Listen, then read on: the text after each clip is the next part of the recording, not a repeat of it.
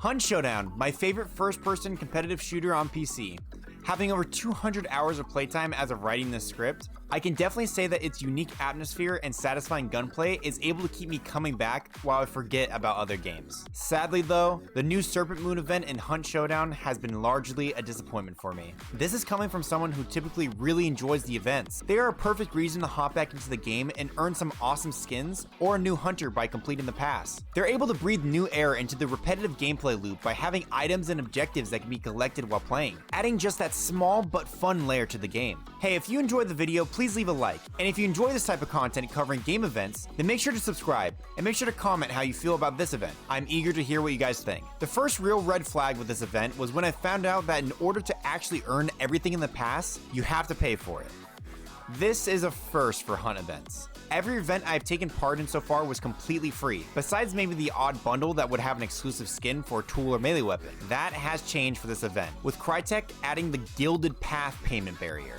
For an additional 1,500 blood bonds, you can actually earn everything that is in the event. Serpent Moon is the biggest event Hunt has had to date, so there are more rewards still locked than ever, but it just so happens that all the good ones are locked behind a paywall. Look, I know we're living in a time where battle passes and $60 or in this case $40 games are becoming more normal, but that doesn't mean I can accept it. I believe that Hunt Showdown already has a good paid microtransaction model, which they make very clear everywhere in the main menu and Steam. So now they're locking away even more cool, unique cosmetics behind another paywall. I think a real gut punch for me is the locking of 2 stages of the legendary hunter for this event. The hunters you can unlock during the events are some of my favorites in the game, and this time around, if you want one that's remotely cool, then you have to cough up for it. Just look at the difference between the first 2 stages and the last 2.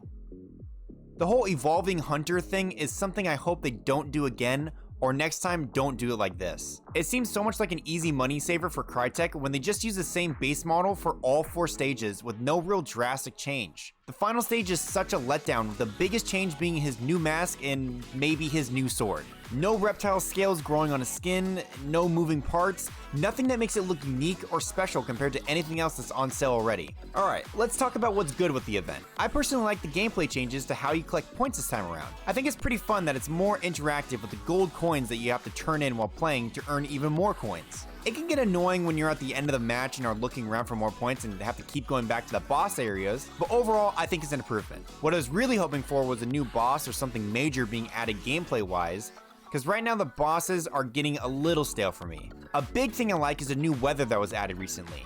At least I think they are new. The nighttime time of day looks unique and great. The giant full moon and the bright yellows from the fire look awesome. The new changes to the maps in the latest update are not too noticeable for me personally, but I like seeing maps change slightly to help with game flow. Alright, right back to things I dislike.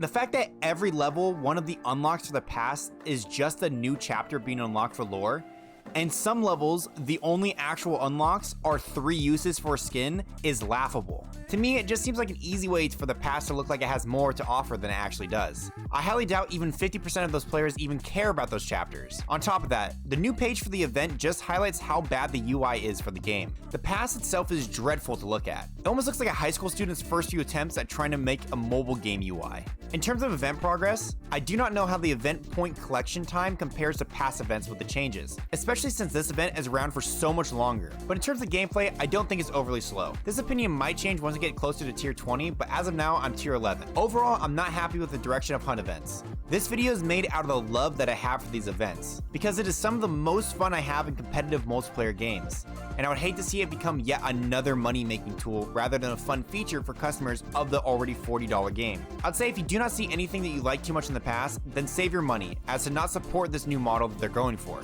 If you made it this far, thanks for watching. I hope I didn't sound too negative in this video, as I do really enjoy the game. I just really don't like the direction Crytek is taking these events, and I hope it changes. Till next time, have a good one.